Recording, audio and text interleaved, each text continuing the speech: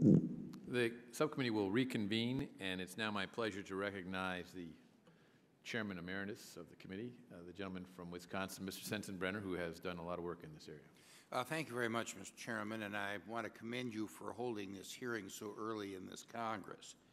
The whole issue of access to the Internet, net neutrality, or however it is described, I think is a very important one because the Internet and its expansion has been the principal driving force behind technological innovation, not just in the United States, but worldwide.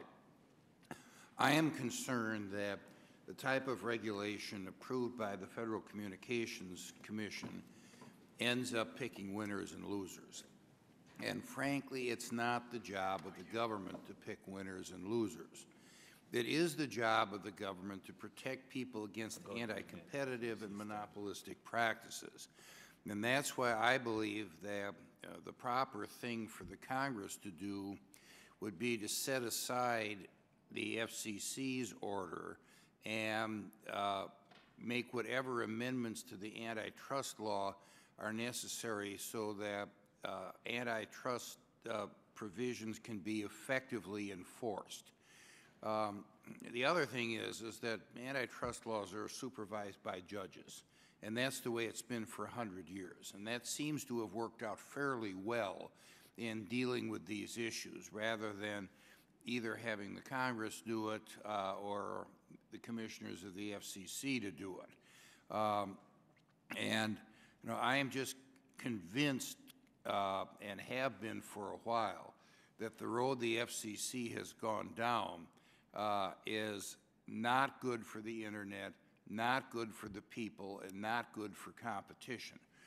So I would hope that we would continue vigorously pursuing this issue, and I yield back the balance of my time. I thank the gentleman, and I'm now pleased to yield to the gentlewoman from California, Ms. Chu. Thank you, Mr. Chair, and I'd like to thank Mr. Goodlatte for holding this hearing. Mr. Watt, the ranking member, could not be here today, but he sends his regards, and I am just temporarily taking over the ranking chair position at this point.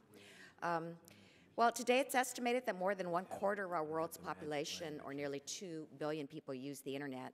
From social networking to political campaigns, the Internet is now a leading tool for speech and action. We need only to look at the role that the Internet has played during democratic demonstrations across the globe. Journalists named uprisings in Moldova and Iran during 2009 the Twitter revolutions, and the web has played a critical role in disseminating information and rallying crowds as Hosni Mubarak's rule has ended in Egypt. Furthermore, the future of the American job market hinges on a dynamic, open, and lawful Internet. The United States must remain committed to technological innovation and investment, including universal access to broadband technology, in order to keep American workers competitive. But as people watch live sporting events from their cell phones and bloggers update the world in real-time events in Tahrir Square, we must remember that more than 90% of U.S. consumers can choose only between 1 or 2 Internet service providers for high-speed Internet access. Recent proposed business plans from telecommunication companies would give favored treatment to some Internet content and disfavored treatment to others. What treatment you get could be determined by how much you pay, or potentially whether the Internet service provider approves of the content or has a financial interest in it. The problem is that many of the innovations we've enjoyed on the Internet may never have occurred if some of the proposed regimes were left unchecked.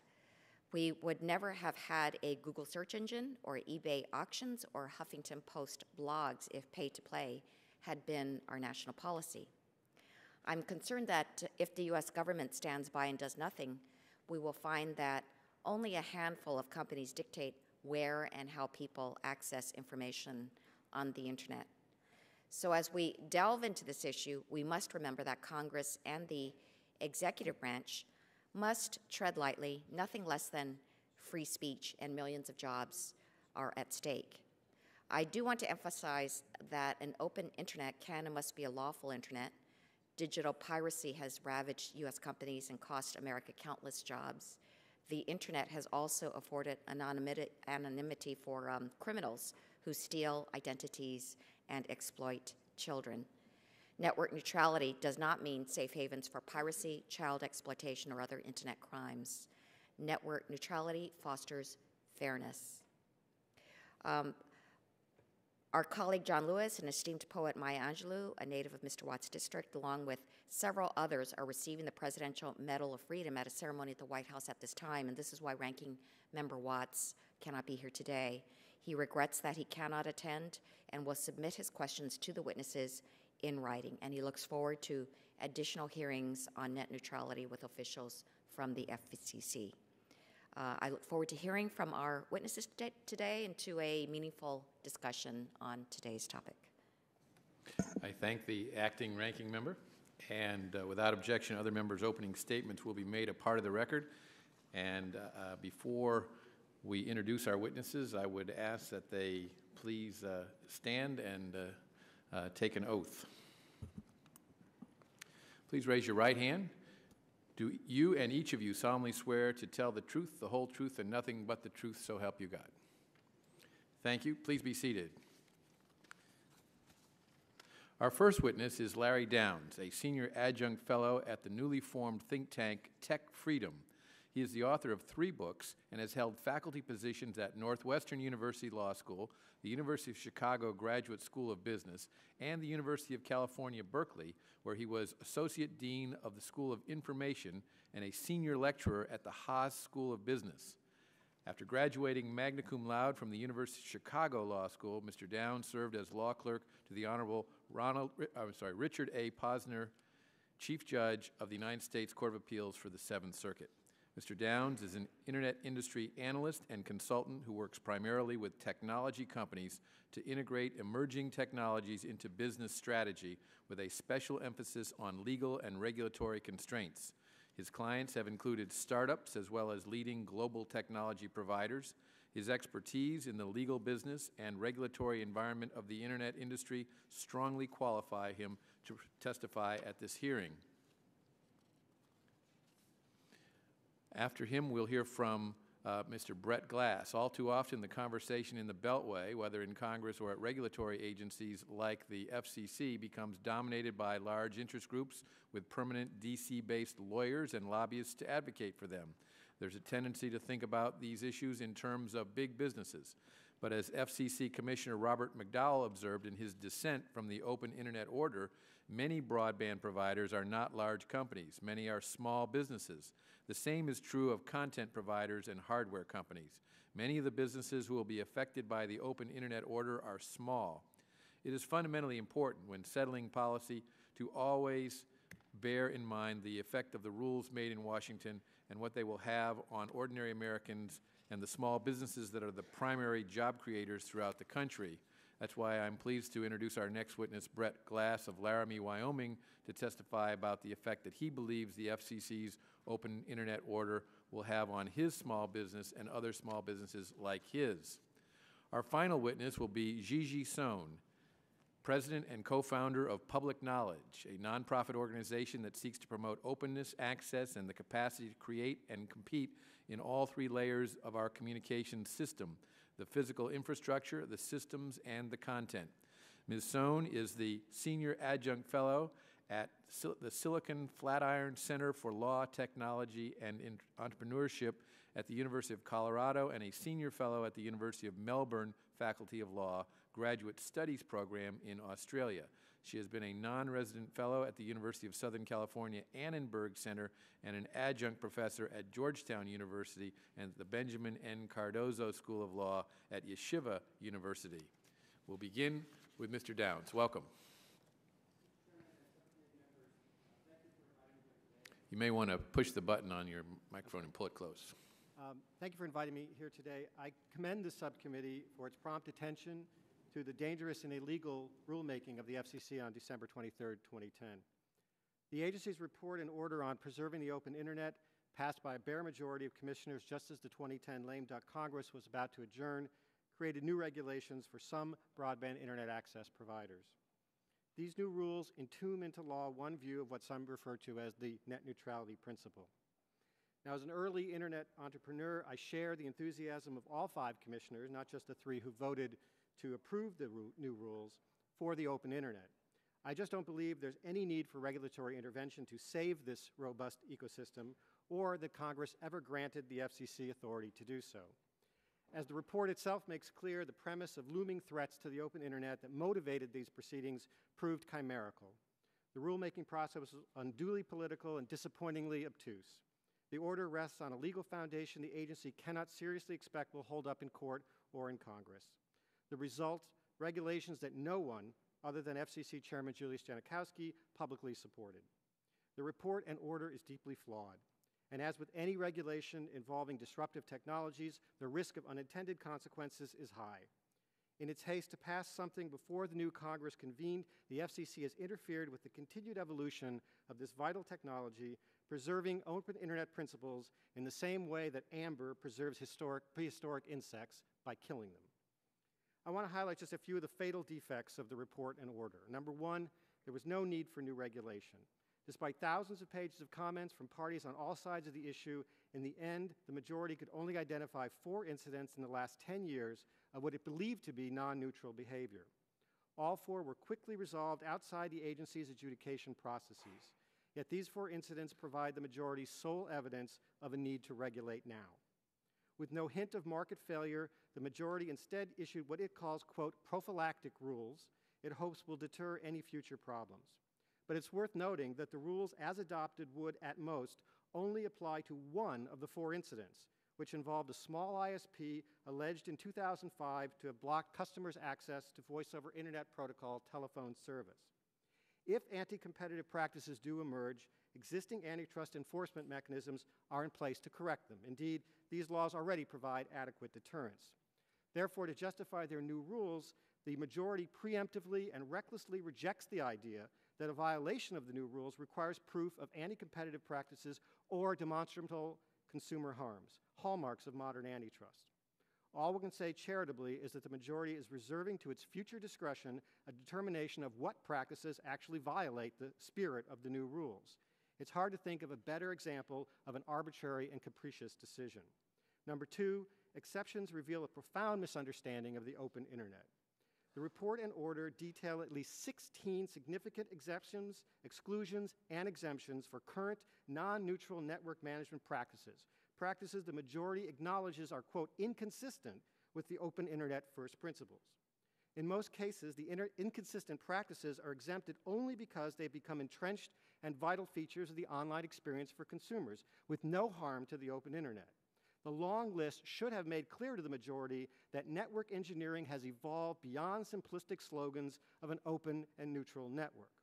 The evolution of these network practices is far from over, but the majority's these and no more list condemns future innovations to the relatively glacial pace of FCC approval. This will unintentionally skew, slow, or stunt the next generation Internet ecosystems in ways that threaten U.S. competitiveness in this most global of all markets. The majority have promised to review the rules no later than 2 years from now. But in Silicon Valley, where I come from, 2 years might as well be forever. Number 3, the FCC lacked authority to issue the rules and likely knew it. Despite promises that the agency's very smart lawyers had unearthed legal support for their new rules beyond arguments rejected by the D.C. Circuit in the Comcast decision, the report and order largely repeated those arguments. This half-hearted effort suggests the agency has little expectation the rules will survive court challenges that have already begun and issued them solely to get the messy proceedings off its docket. I've submitted a report examining these and other concerns in detail, and I look forward to your questions. Thank you. Thank you, Mr. Downs. Mr. Glass, welcome.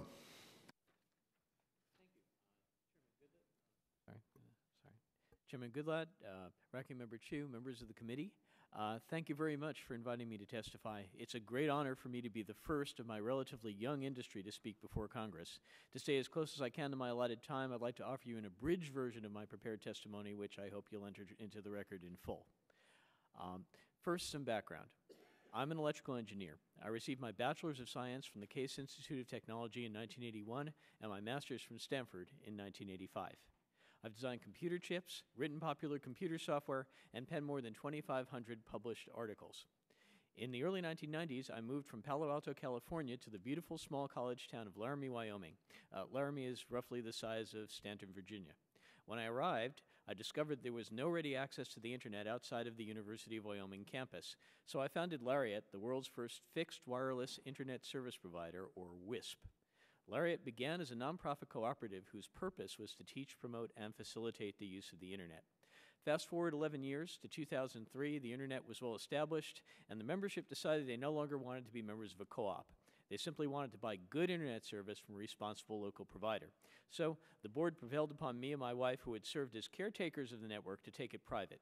We did, and we've been running LARIAT as a small independent internet service provider ever since. We have very slim margins. Our net profit is less than $5 per customer per month, but we're not doing it to get rich. We're doing it because we love to do it and want to help our community. We at LARIAT have always been the strongest possible advocates of consumer choice, of free speech, and of inexpensive, high-quality internet access. It's our mission and it's our passion.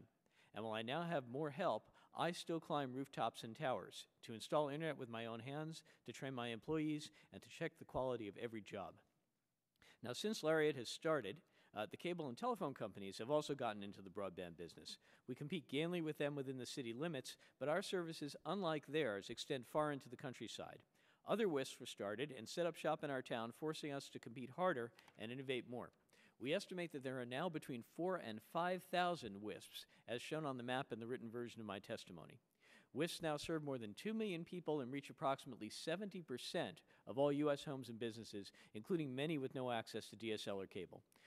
We create local high-tech jobs, and we stimulate the development of other businesses. We can cost-effectively serve areas where there's no business case for any other form of terrestrial broadband. We also provide vigorous competition where other kinds of broadband do exist. For example, a WISP called DC Access serves homes and businesses here on Capitol Hill. It even provides the free Wi-Fi on the Supreme Court steps. Unfortunately, I'm here to tell you today that the network neutrality rules enacted by the FCC will put WISP efforts to provide competitive broadband and to deploy it to rural and urban areas that do not have access or competition at risk. Firstly, the rules address prospective harms rather than any actual problem. Contrary to what advocates of regulation say, ISPs have never censored legal third-party internet content. Secondly, even before the rules were issued, the Commission's notice of proposed rulemaking created uncertainty which drove away investors.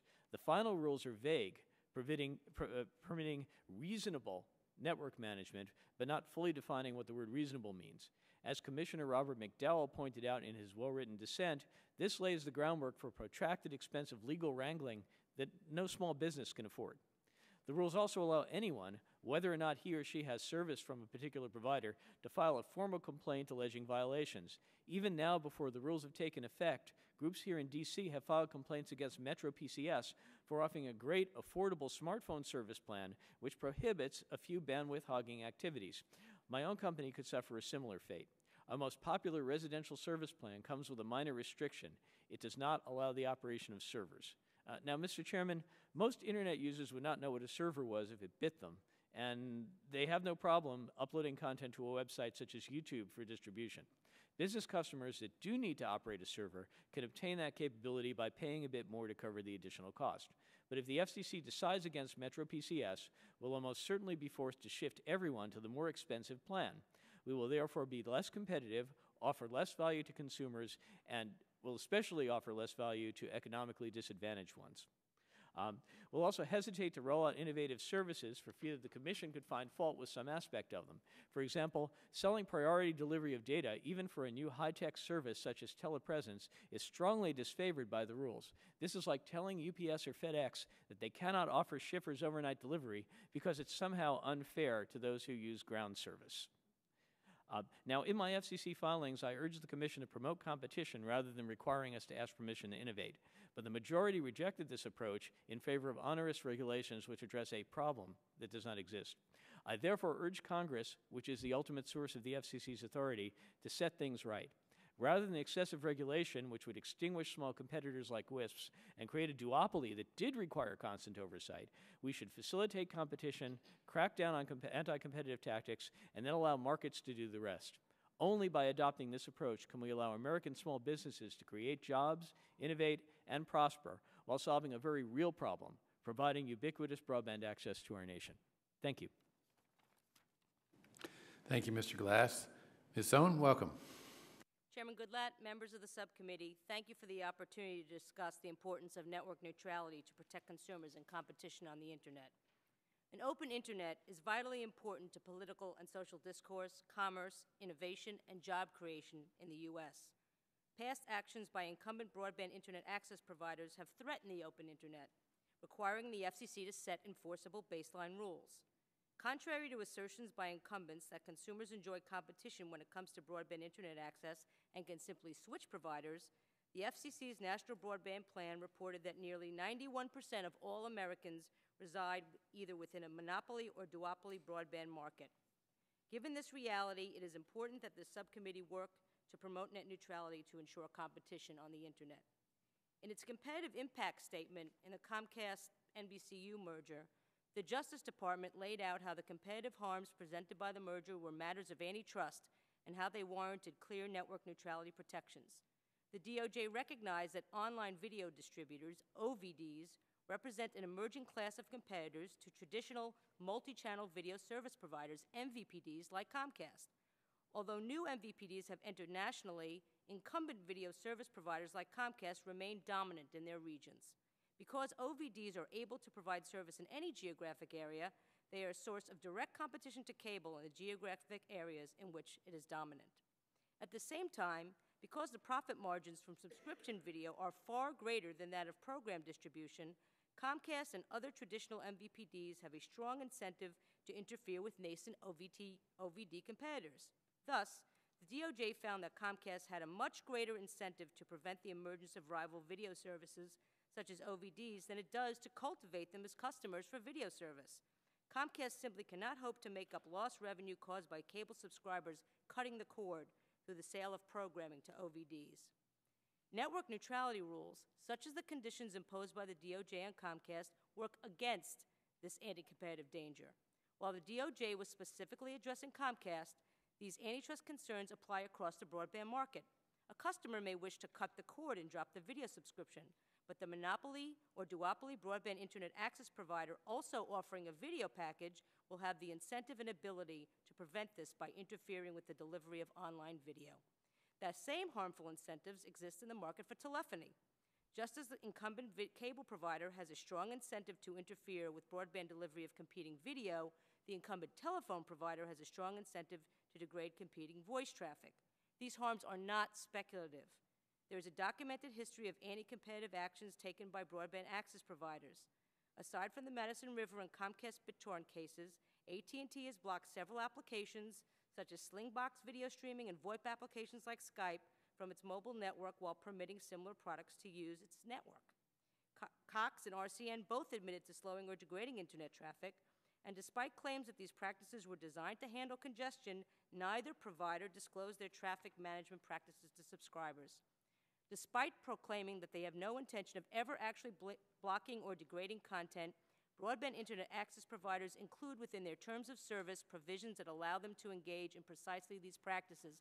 And let me emphasize, these are only the cases we know about. Okay? Organizations like mine don't have the kind of money to track everything that ISPs do. Now, I want to make clear that while I believe that antitrust law has a role to play in ensuring an open Internet, it cannot do the job alone. Broadband providers can discriminate against application and service providers without that discrimination rising to the level of an antitrust violation.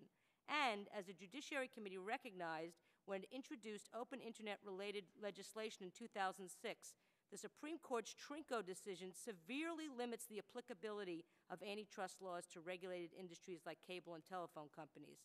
Thus, the recently enacted FCC rules are crucial to preserving an open Internet.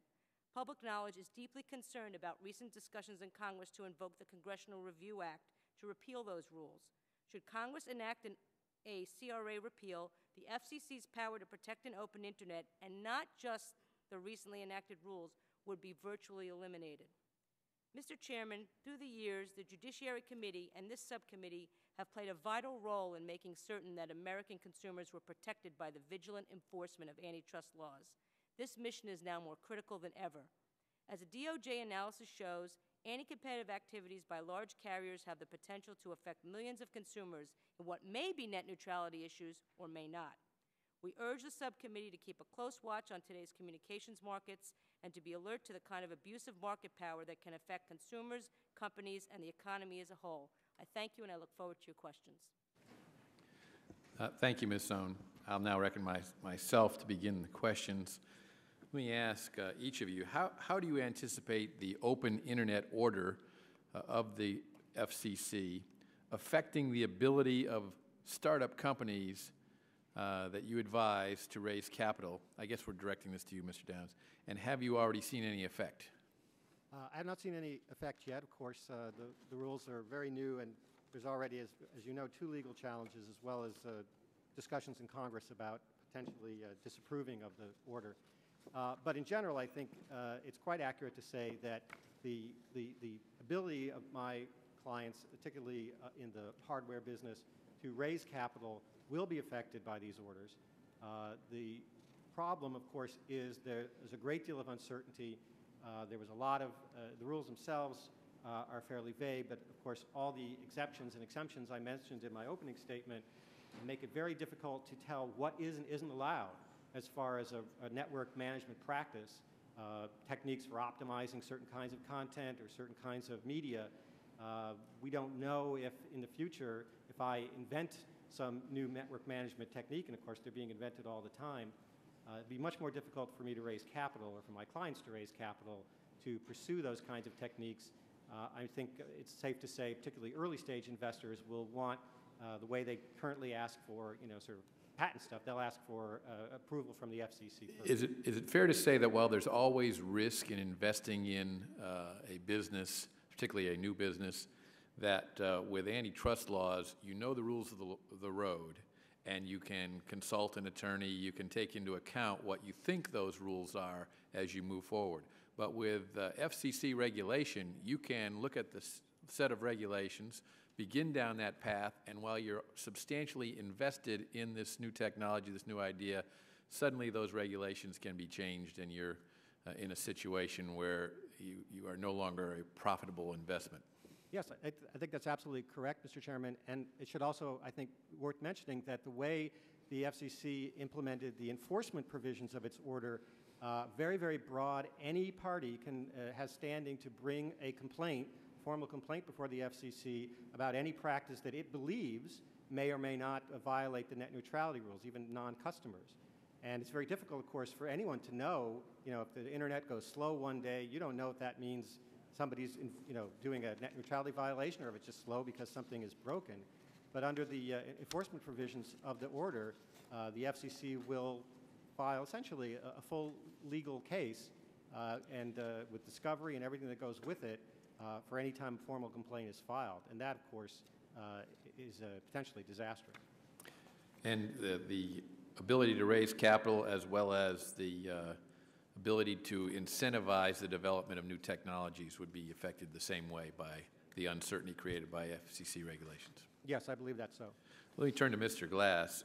Would you say that you're able to be more flexible and customer-oriented than your competitors in your capacity as a small ISP? And if you agree with that statement, will the FCC regulations make it harder for you to remain as flexible and customer-oriented? Mr. Chairman, let's see. As Mr. Downs said, we do not know exactly how the FCC regulations are going to be enforced. It may be at the whims of these commissioners or at some future sitting commissioners. They may have different opinions. Sure. They are vague enough that we're not exactly sure. So I can't tell you exactly how they might affect our ability to provide innovative services, but we do provide innovative services now that are unique. For example, we have doctors on our network, some of whom live fairly far out of town. And what we do when someone goes into the emergency room and they get a CAT scan or an MRI, we go ahead and we prioritize the traffic so that doctor can immediately, or at least as fast as possible, view the CAT scan and determine what's wrong, give an opinion to the hospital, dash to the hospital if he needs to do so.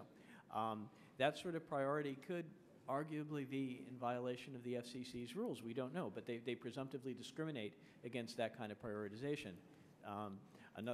so we really don't know where things are going, but we're very concerned. Ms. Sohn, I appreciate your attention to antitrust laws, but I have a concern about your suggestion that antitrust laws and FCC regulations will work well together in this regard. My reading of the Trinco decision is different than yours.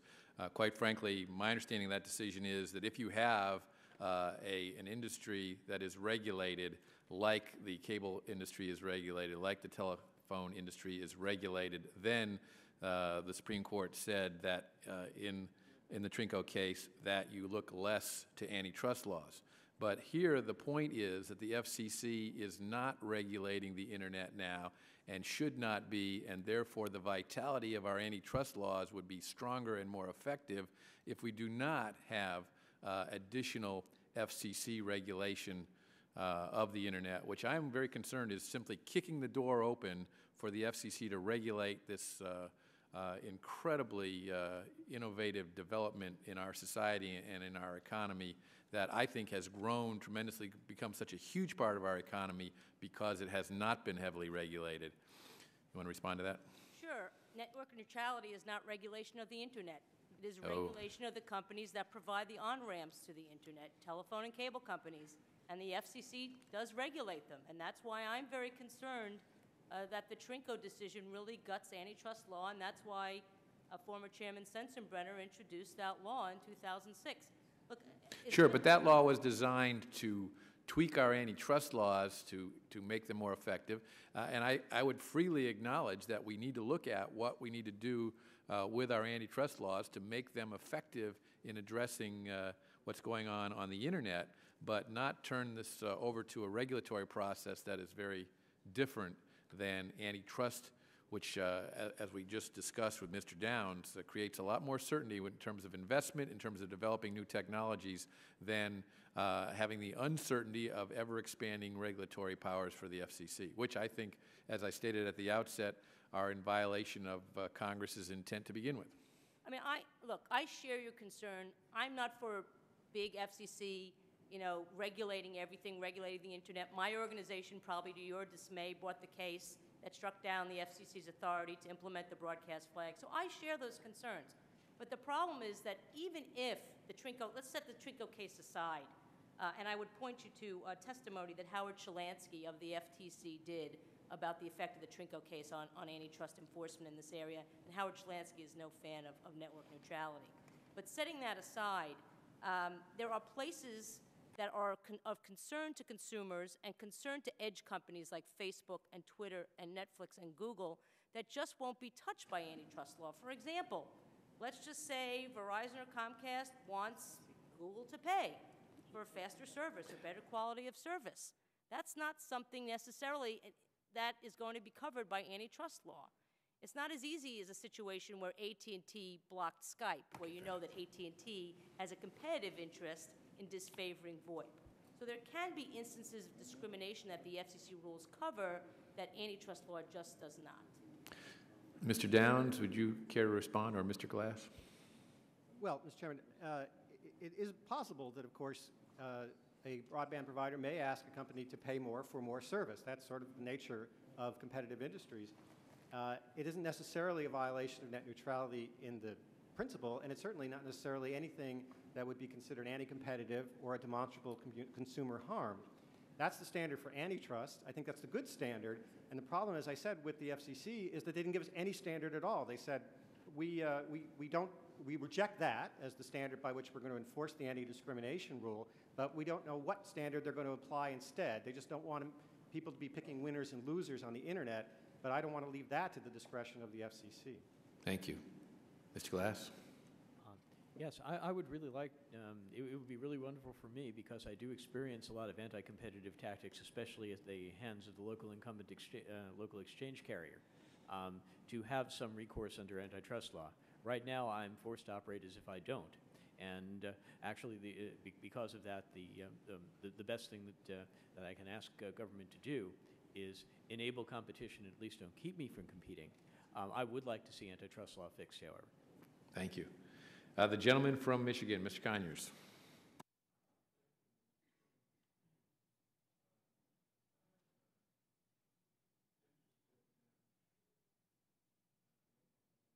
not working. Yeah, I better come over here. Wait a minute, it's on now. I'm in the process, lady and gentlemen, of separating out three considerations. One, the concept of net neutrality. Two, the role of the Federal Communications Commission. And three, antitrust law. And so I've come to this hearing with the view that the FCC has probably not exercised its fullest authority in this area before this is all over. Contrary to those who think the FCC has exceeded its authority and it's not what Congress intended, I think that a case could be made for the FCC becoming stronger. So let me question you in this respect. We all agree on the validity and significance of net neutrality as a telecommunications concept. Is that true? Yes, blank, blank. Okay. What do you have reservations about net neutrality? Do you think it's dangerous, or you're worried about where it's going, or what? Well, as I said in my statement, Mr. Conyers, I'm not against net neutrality. I'm in favor of the open internet. I've been a beneficiary of the open internet. My concern is principally with the idea that the FCC, as a regulatory body, is the one to decide what it actually means and to enforce it.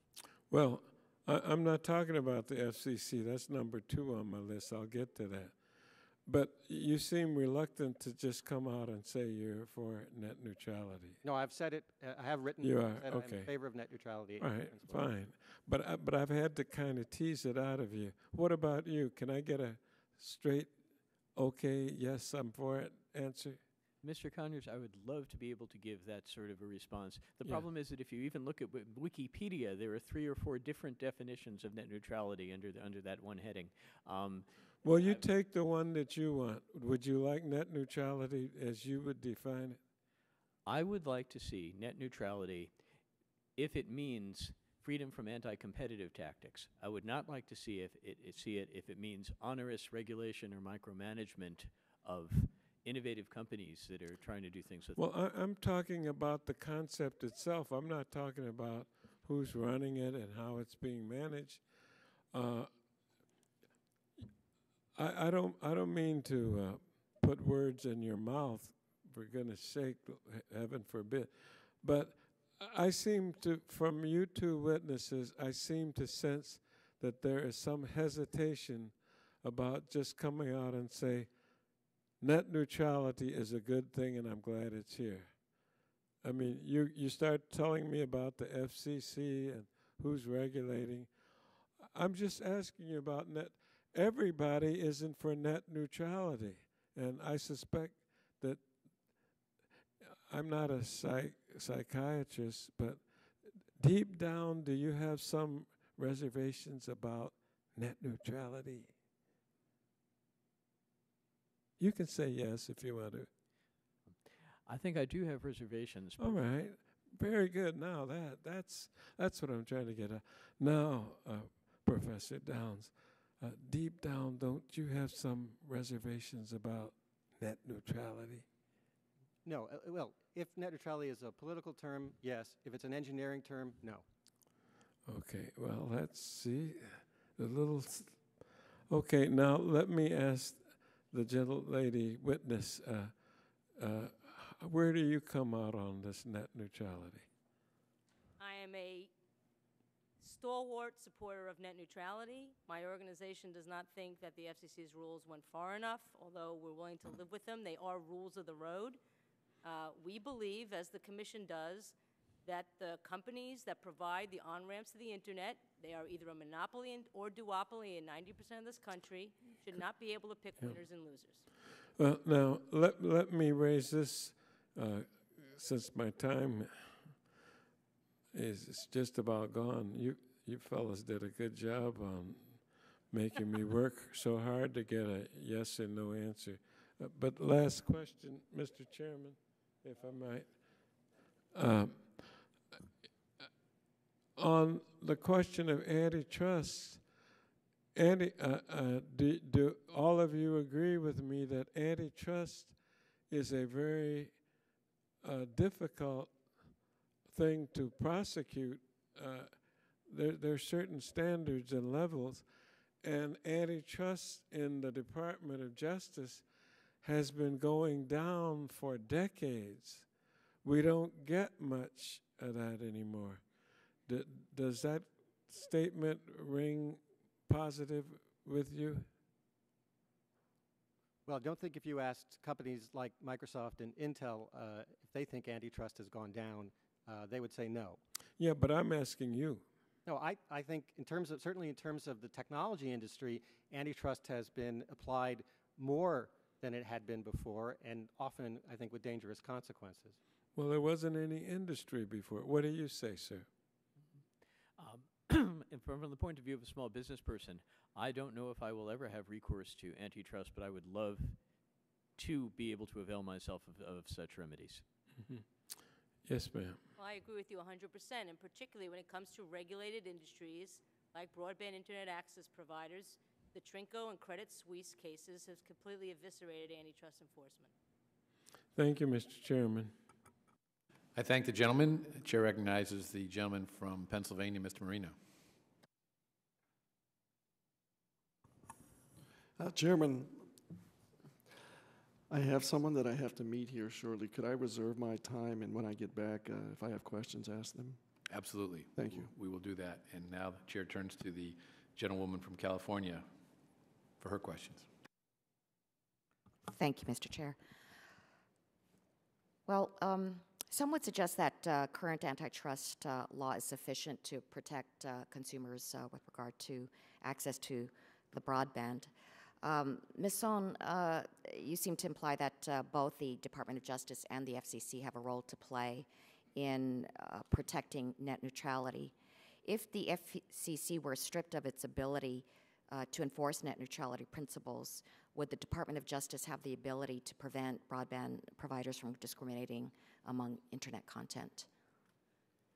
Within the context of a merger like Comcast, yes, and I think the Justice Department did an outstanding job in doing that. However, if it comes to plain old antitrust enforcement, that kind of enforcement has been severely limited by Supreme Court decisions in the Trinco case and the Credit Suisse case. So I think it would be very difficult without some legislation, and I would encourage the subcommittee to think about it, and particularly if you're concerned about competition in the application space between search engines or between social networks. There's nothing in antitrust law that would allow you to move forward on that either. So I would encourage this subcommittee to think about how do we repair the damage done by the Supreme Court in the Trinco and Credit Suisse cases. And why is it important to have the FCC involved? Because the FCC, first of all, in light of those Supreme Court cases, there is very little that an antitrust authority can do when it comes to regulated companies like broadband internet access providers. And secondly, there are activities that broadband internet access providers can do that discriminate, that hurt an open internet, that do not rise to an antitrust violation. So there are gaps there that the FCC, with its public interest mandate, can fill. Let me ask about the authority of the FCC. There has been significant debate about the Commission's authority to regulate broadband, and in particular, Verizon has appealed the Commission's open internet order, alleging that the FCC has acted outside the bounds of its statutory authority. Do you believe the FCC does have the authority to develop net neutrality rules? Well, we would have preferred that the FCC reclassify broadband internet access as a telecommunications service, just like Justice Scalia suggested in the Brand X case. Unfortunately, they did not do that. The FCC believes that it has threaded the needle that the D.C. Circuit gave it, the hold that the D.C. Circuit gave it in the Comcast decision, and the court will decide that. Again, we would have preferred that they had gone to Title II. They decided to go a different way, and the courts will decide. I have to admit that this all seems academic to me because the FCC can clearly regulate this area if they decide to reclassify broadband under the Telecommunications Act. In your view, why has the Commission held off on reclassifying broadband? I think it's just fear. It's fear of the political blowback that would have happened. Yes, it would have been a controversial decision, but it would have been the most legally sustainable. It's unfortunate. I think the FCC's general counsel was quite correct that not reclassifying not only would have affected net neutrality, but would affect universal service, would affect privacy, would affect any number of important consumer protections that the FCC might undertake. But I think it's all about politics. Okay. Thank you. I yield back. I thank the gentlewoman. The gentlewoman from Florida, Ms. Adams, is recognized. Thank you, Mr. Chair. There was Commissioner McDowell's dissent that said that reasonable standards set out in the Open Internet Order is one of the most objected and litigated standards in the legal system. Do you agree with that statement?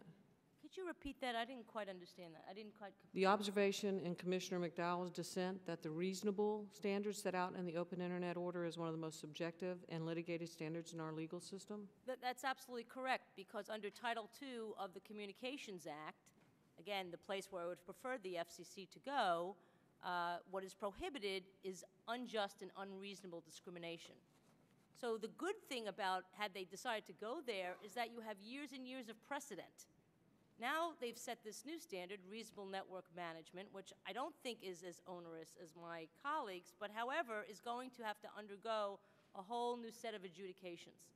So yes, I agree with Commissioner McDowell, but perhaps we disagree that that would have been the better way to go because there is precedent and because telecommunications providers know how to behave under that precedent. And in fact, there are over 800 telecommunications providers who choose to be regulated under Title II. And wireless telephone service, not broadband service, is also regulated under Title II. So it's something we know. So would you agree that a standard that determines behavior's reasonableness by a majority vote of FCC commissioners is harder to predict than either a bright line rule or a rule of reason constrained by over a century of antitrust law? Well, that's an interesting question, but as I said before, antitrust law doesn't really apply here because of Supreme Court precedent. So it's hard for me to say which is better and which is not. But let me say something about reason. Well, let me ask you something. Let's get a little bit clearer. Yeah. Would you rather have something under an antitrust law that has been century tested, or a reasonableness law that is subject to the five commissioners' discretion? Well, I'd say the reasonable standard in telecom law is also time-tested. It's also 70 years old. So I guess to me it's a wash. But I'm asking you, would you rather have one or the other? I think you have to have both. I don't think it's a false choice. You cannot choose. You have to have both. So you think that the antitrust law, if not amended to quell your concerns, would be a better route than, or the reasonableness law would be a better route than the antitrust law? No, the problem is that even if the antitrust law is vigorously enforced, there are still gaps that it doesn't reach when it comes to preserving an open internet. Okay, the gap where, for example, an internet service provider wants to charge a Facebook or a Google for speedier service, okay? Not because it has its own search engine, but just because, okay? Because it wants the money.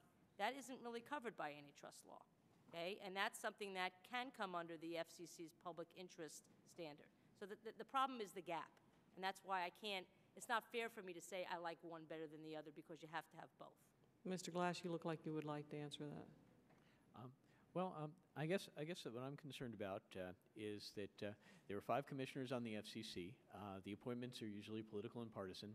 The organization is far more politically driven than it should be, and this is something that we need to fix. I honestly believe that the FCC has structural problems that Congress should eventually address. But as it stands right now, it really has been capricious. And I really do believe the definition of reasonable is going to flip depending on who is sitting on the commission at the moment. It's very difficult to conduct business in an industry where you have that sort of uncertainty. Mr. Downs, would you like to comment? Yeah, I mean, I think it's worth noting that what they did end up with in the end was not as strict and not as onerous as what they started with, which was a non-discrimination rule. And I think what's interesting is in the year and a couple of months process by which the FCC was taking comments and having testimony on the net neutrality proceeding, I think one of the things they realized was there are a lot of discriminatory practices in the network's design, some of them very recent, some of them there to optimize certain kinds of content or certain kinds of media or certain kinds of services, and that those practices are not harmful to consumers. They were not intended to be anti-competitive, and in fact, they're necessary to have an internet today that looks like what it does, not what it looked like, back in 1996. So I'm actually pleased that the FCC stepped back from the brink in terms of how far it went with the anti-discrimination rule. Obviously, I would have preferred them not to have any rule at all, but the one they had is not as bad as what they started with. Thank you. I yield back my time. Thank the gentlewoman. The gentlewoman from California, Ms. Sanchez, recognized. Thank you, Mr. Chairman. Mr. Glass, I'd like to start with you. In your written testimony, you state that that internet service providers have never censored third-party content. So I want to ask you a very simple yes or no question. Are you familiar with AT&T's 2007 admission that they did censor part of a 2007 Pearl Jam concert that was critical of then-President George W. Bush? Are you familiar with that? Yes, I am. Okay. However, they were the publishers of the content, and therefore they had a First Amendment right to edit it. They were also the internet service provider, the ISP. Correct or not correct? As far as I know, you didn't need to use just their service in order to access the content. So I'm not sure if they qualify as the ISP in the same sense. Well, don't you agree that that type of precedent allows for the possibility that an ISP could censor content? There is always that possibility, but as an ISP who has worked my whole life to give people access, I'm fervently in favor of not doing so. I just was asking about whether or not the possibility existed there, and I think, if I'm not mistaken, you answered yes, that possibility does exist. So without net neutrality, what is to stop a rival ISP from blocking access to websites, for example, promoting LARIAT service, in effect blocking potential customers from knowing that there are alternative services? The market has generally taken care of that. We have more than 10 facilities-based and even more non-facilities-based providers in our area. If customers are easily outraged by such tactics, and they will switch. Okay, yeah, I want to get to that point because that was my next question. In your written testimony, you argued that consumers would, and I'm going to quote from your testimony here, move quickly to competitors if they dared to try, end quote, censoring content. However, as the FCC's National Broadband Plan notes, 13% of Americans have only one broadband access provider, and 78% of Americans have only two broadband options. So, what would you say to the citizens of both of those groups who have very limited options with regard to who their providers are going to be, that, hey, if you're outraged at the censorship, if that occurs from your internet service provider, and you don't have another provider to go to, what's the recourse? And even in cases where maybe there are two providers that are present, what if both of them are engaging in that activity? What's the recourse there? Well, I'm not sure where that figure came from because, again, wireless ISPs reach 70% of U.S. homes and businesses right now, and they're continuing to expand. We hope if there is any problem... That's businesses. That's not necessarily individuals. Well, homes and businesses. But I'm hoping that we will certainly work to resolve that problem. Also, here I have here, and we may want to enter it into the record, a white paper from the FCC, which was published in December 2010, where they surveyed customers, and 2/3 of them thought that it would be easy to switch providers if they wanted to. But those 2/3 may be under the mistaken impression that they have more than one provider available in their area, and what if they don't? Actually, Ms. Sanchez, I'd be inclined to think that it's the reverse. What we find is that most people don't know that wireless ISPs like myself are an option, and we're working to correct that by advertising as hard as we can. Many people don't realize that we do offer a real alternative, and are going to offer more of one as time goes by. Ms. Glass, I'm sorry, pardon me, Ms. Sohn, do you agree with what Mr. Glass has to say about censorship and recourse for consumers? Look, AT&T engaged in blatant censorship when they wouldn't allow Sling Media to be on their platform, even though they allowed MLB streaming video. That was censorship as well. I don't, I'm not a First Amendment law expert, but I can tell you I don't know of any case, Supreme Court or otherwise, that says that a telecommunications provider like AT&T has absolute First Amendment rights that don't get balanced against the First Amendment rights of people like you and I. Let me say something about WISPs, because I love them, okay? I love Brett's company. I think they're terrific.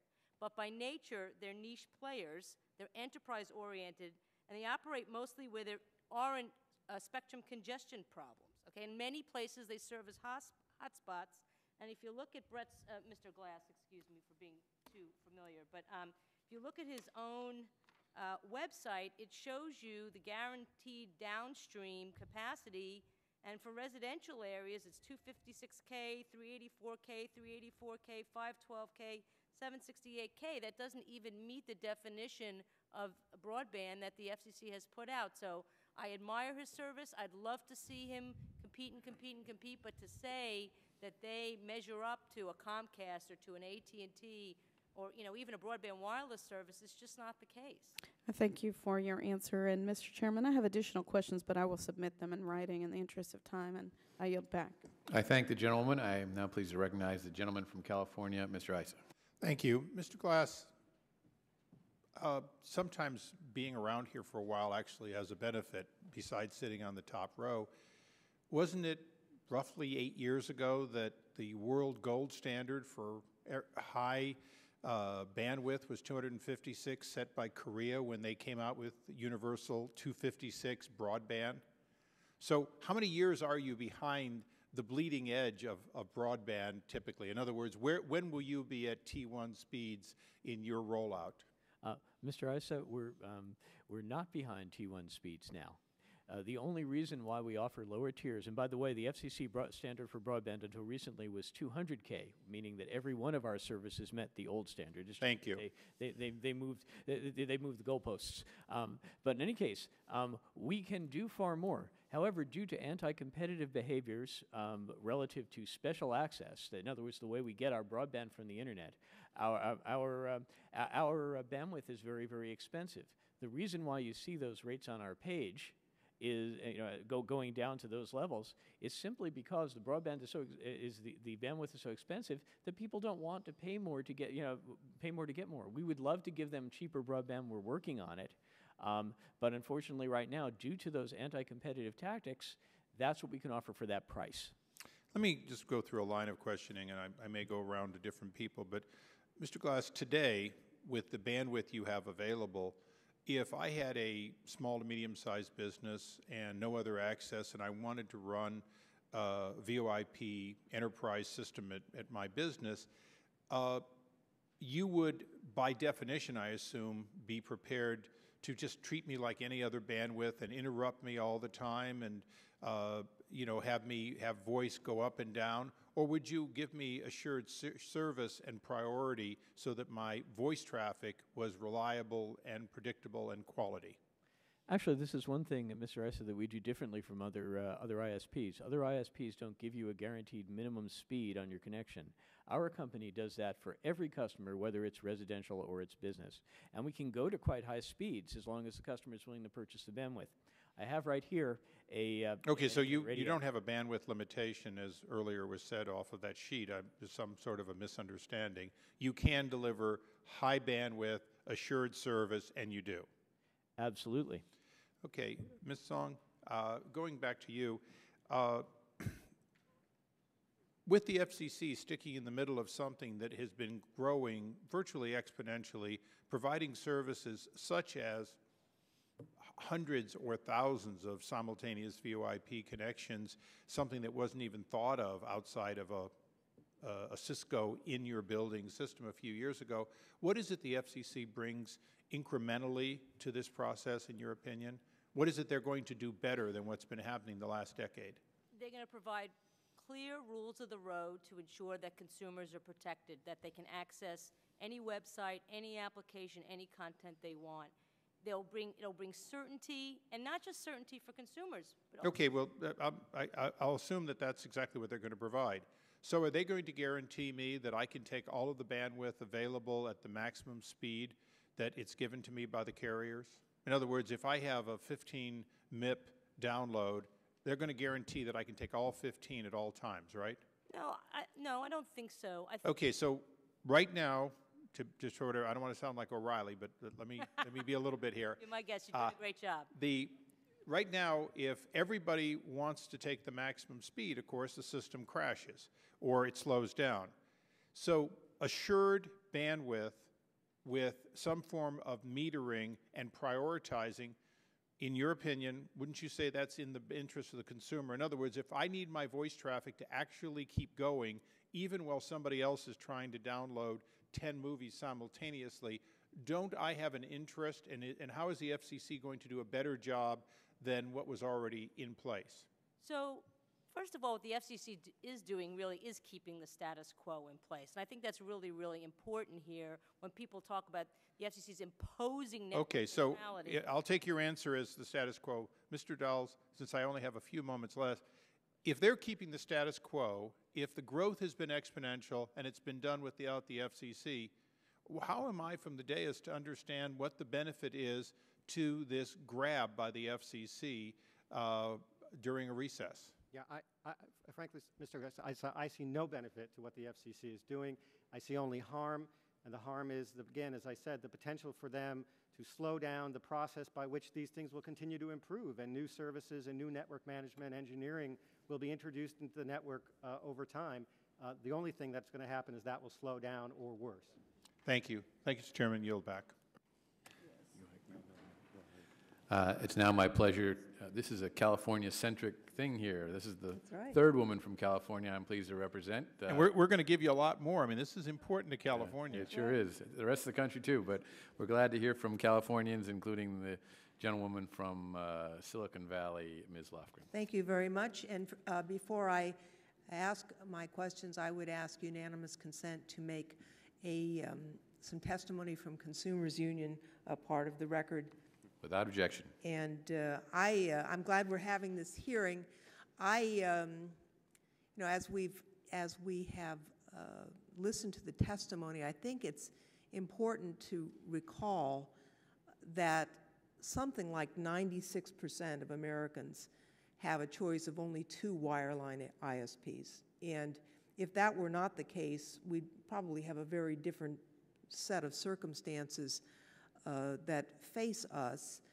And when we talk about true broadband internet, really fast enough to allow Americans to enjoy next generation applications such as high quality video, the market for true broadband is really even smaller for most Americans, and most of us have no alternative but our cable company, which of course is facing competition for content on the internet, which raises all kinds of other potential concerns.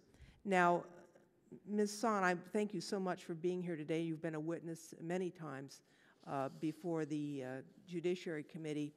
You've described in your testimony the concern about the monopolies and duopolies.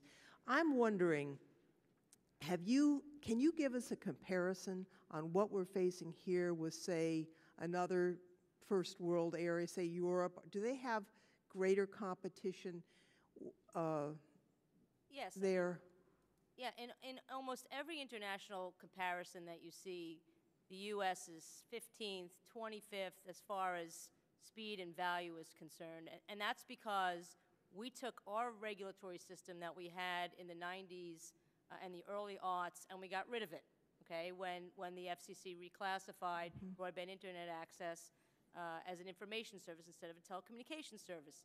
So those countries that are beating us, and it's not just countries in Europe, it's countries in Asia, it's even countries like, I don't know if it's Iceland, some of the Nordic countries as well, they either require dominant telecommunications providers to open up their networks so competitors can use them, or they heavily subsidize their systems. The government does that.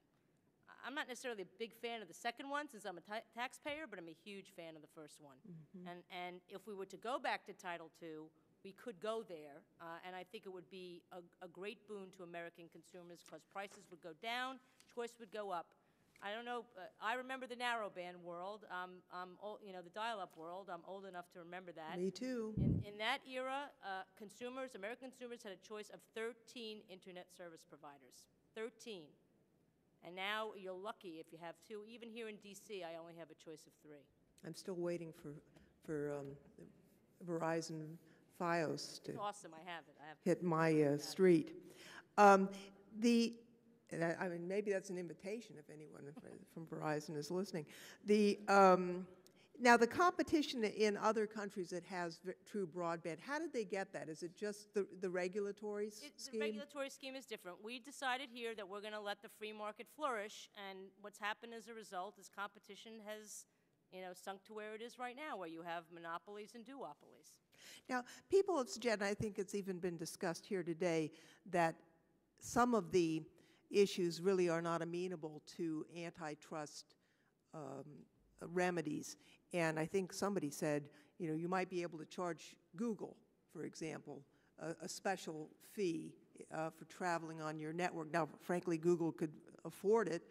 I'm more worried about not the Googles who are sitting financially very, very happily, but the guy in the garage who doesn't have that, and that we would have the ability really to stifle innovation without some guarantee of access. Am I seeing this wrong? Yeah, I mean, the Chairman Goodlatte talked about, well, what kind of investment would there be under net neutrality rules? And I think investment, where you're from, Congresswoman Lofgren, would be enormous.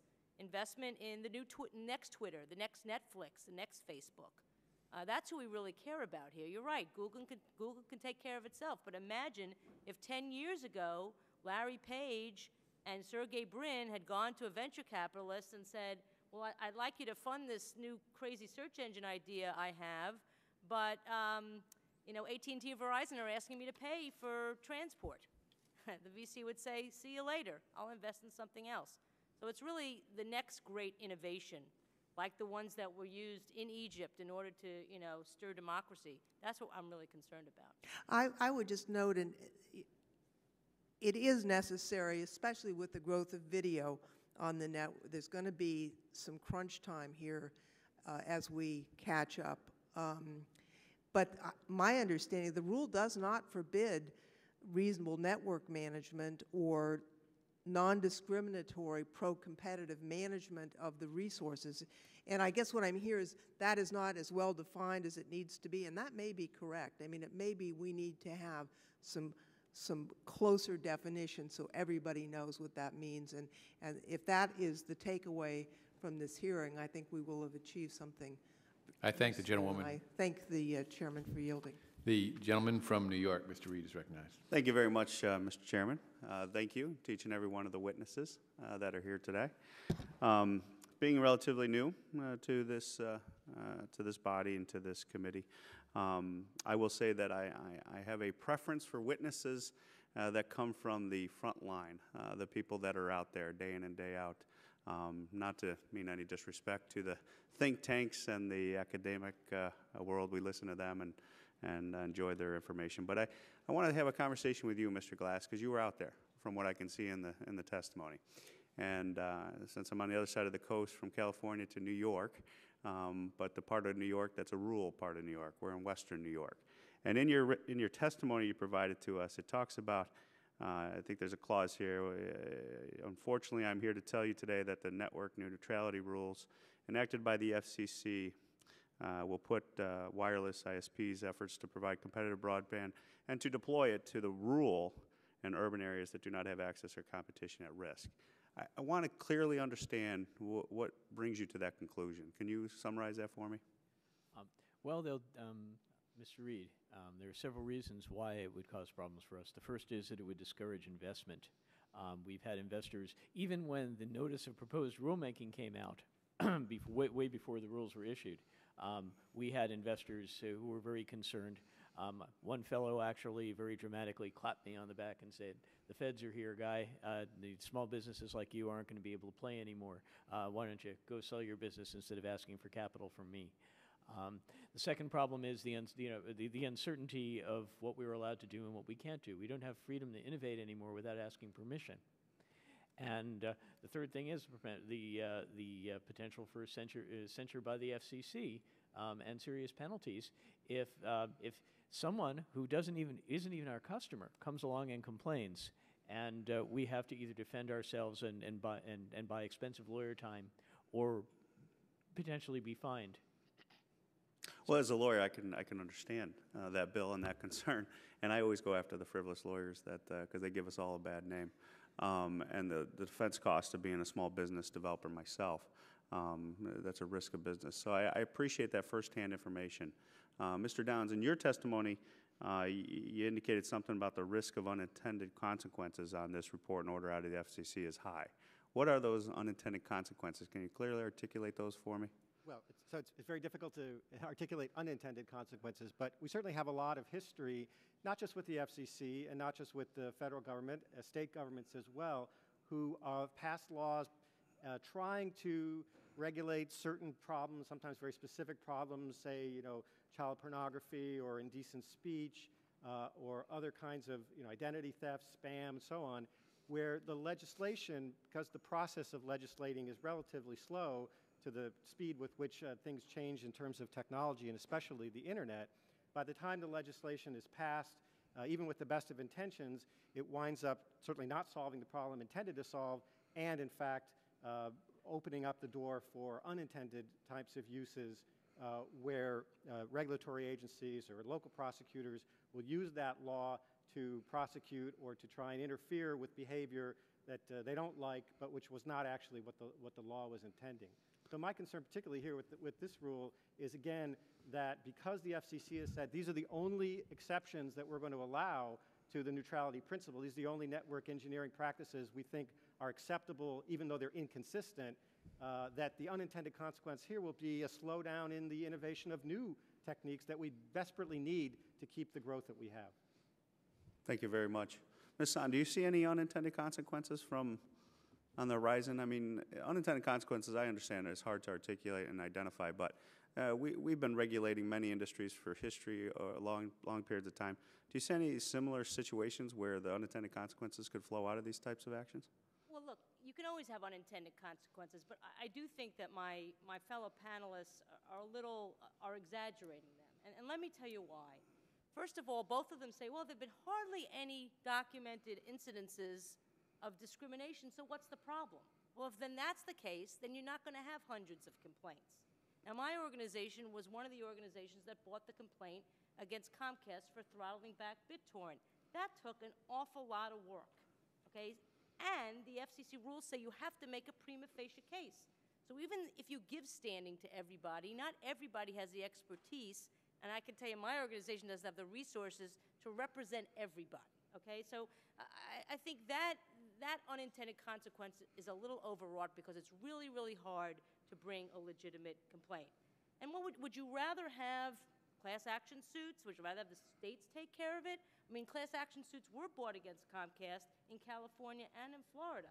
So in some ways, this process is even better. Well, I guess I would say I'm a states' rights guy, so I would tread lightly there because the federal government, in my opinion, should be a limited federal government. So I would defer to the states. Chairman, I guess my time has expired, so I'll yield back. I thank the gentleman, and now we're pleased to recognize another Californian, the gentleman from Los Angeles, Mr. Berman. Thank you very much, Mr. Chairman. It's good to be here on medical malpractice. I'm a states' rights guy. But anyway, we need to be, on this whole subject, I think we need to be careful at least my view is, net neutrality means neutral as in anti-discriminatory, and not necessarily a totally open net. If the FCC is going to regulate, there needs to be allowances for reasonable network management to stem the flow of infringing works, child pornography, unlawful content, not in the American sense of the term unlawful, not in the Mubarak sense of unlawful. And why do I say that? Because I really think ultimately without the incentives for legitimate content, the internet is never going to reach its full potential, which I think is a goal of the FCC. And it's therefore critical that policy makes it clear that steps can be taken to protect content from being stolen, and that the existing rules do not prohibit ISPs from taking reasonable steps to do so. I'd like to ask one question. Ms. Sohn, how the heck are you? I'm shocked that you're asking me this question. In your, I thought you were going to say, why don't you go back to foreign affairs? In your testimony, you cite to the Comcast decision as one which illustrates a claim for why a provider may block access. And I'll quote you here. Both providers deny wrongdoing and claim that these practices were designed to handle congestion, but in neither case did providers disclose their traffic management practices to subscribers. It is ironic that providers which publicly proclaim they have no intention of ever actually blocking or degrading content routinely include statements in their terms of service that would allow them to engage in precisely these practices and without prior notice to consumers. I'd like to get a little better handle of what concern you're expressing. Do you disagree that there may be an appropriate situation in which access is denied or blocked? And is the issue notice to subscribers? From your testimony, there's an acknowledgement that subscribers are informed in their terms of service. So is it something else that you are seeking here?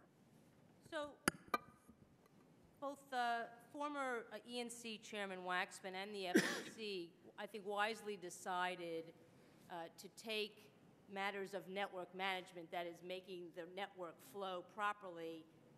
They took copyright infringement and pornography enforcement out of that standard, and I think that was the right choice. But what the FCC did do, and I agreed with this, is it said that there should be nothing in the net neutrality rules that prevents internet service providers from taking reasonable measures to protect against copyright infringement.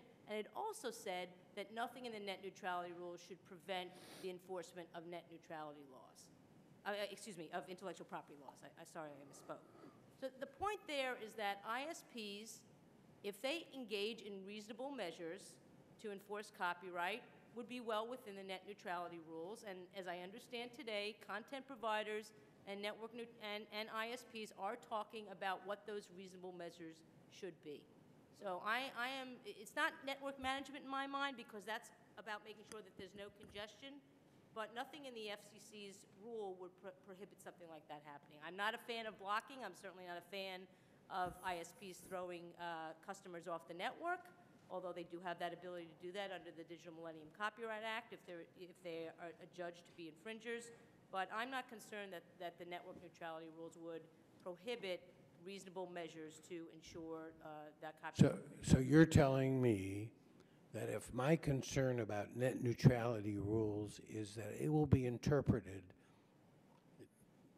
to essentially prohibit ISPs from getting involved in efforts, reasonable steps to stop infringing material, I shouldn't be concerned because you're not seeking that.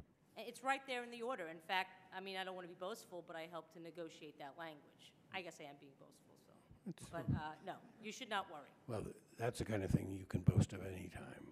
for my purposes. It's the other stuff. No. Thank you. I yield back. The gentleman from Pennsylvania, Mr. Marino, is recognized for 5 minutes. Thank you, Mr. Chairman.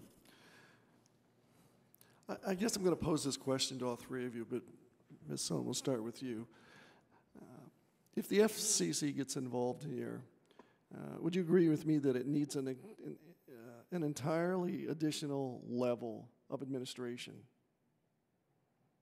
Well, I might agree that it could probably use 1 or 2 more administrative law judges to the extent that there may be more adjudications. But there's a point I've been wanting to make. There's also this body called the Broadband Internet Technology Advisory Group, okay? And I sit on its board along with Verizon, AT&T, Comcast, Google, and others. And that is going to be a place, a non-governmental, multi-stakeholder forum where ISPs and others can go to get predeterminations as to whether something is reasonable network management. And I think that's going to take the load off the FCC from having to have layers and layers of new bureaucracy. But Well, then, they'll have to have some. okay, but if it's going to take the loads off, why have the FCC? We're talking about, we're in a position here in this country where spending is out of control. Government is way too big. And we're talking about creating another administrative branch, even if it's a branch of the FCC, to come in and regulate. Now, in my research concerning the FCC, it's been having a tough time regulating television and other matters. I see this as, in addition to an impingement, maybe perhaps constitutional rights violations, free speech, we have an entirely new additional branch of government that we have to pay. And it's something that we can't afford at this point.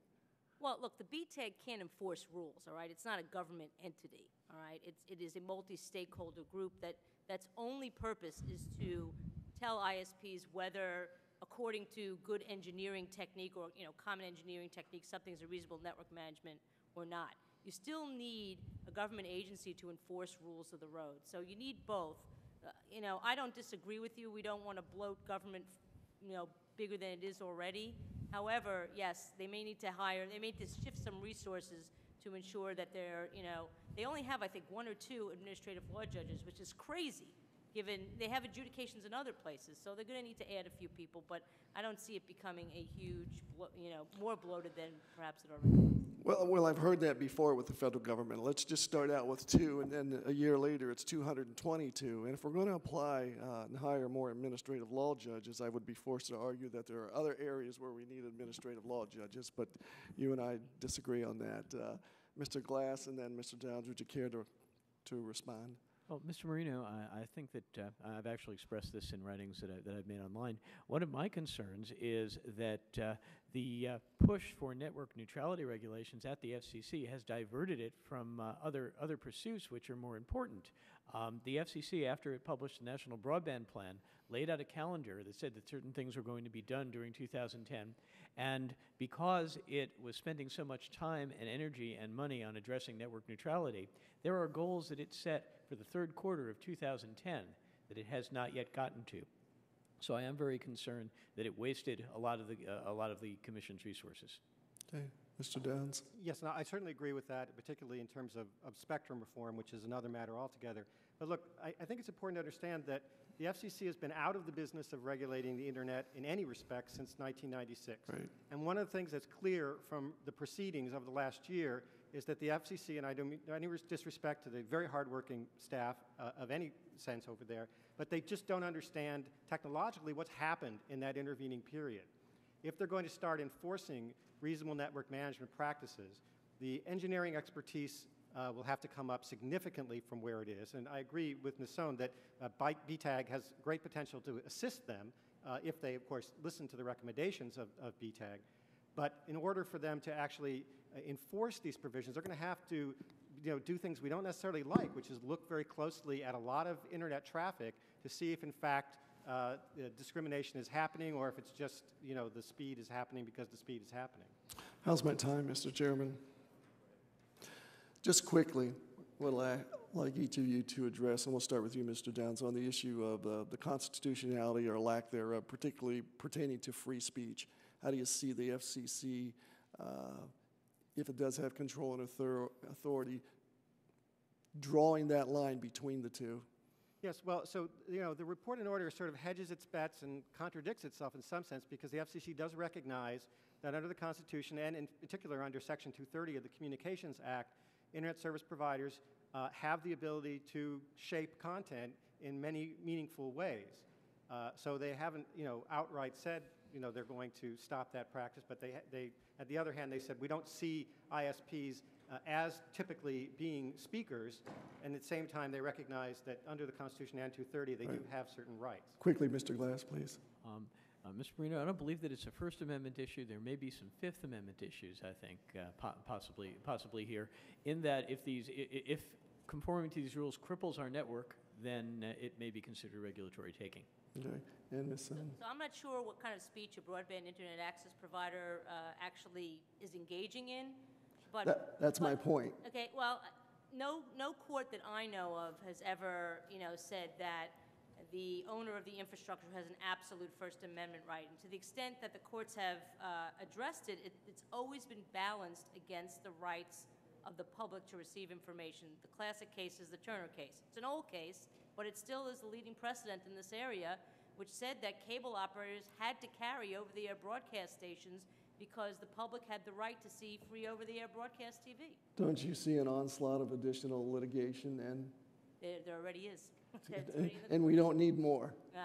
Look, if Verizon and Metro PCS want to drop their lawsuit against the FCC, I'd be all for it. Well, that's an issue not before us, but that's my concern of, again, the initial litigation involved here, and plus the fact that the cost that it's going to be to the American taxpayers. If the gentleman's time has expired, but if he would yield, the issue in that lawsuit is the very topic of the discussion here today, being approached from a different vantage point, and that is the FCC under the laws passed by Congress entitled to do what they're trying to do.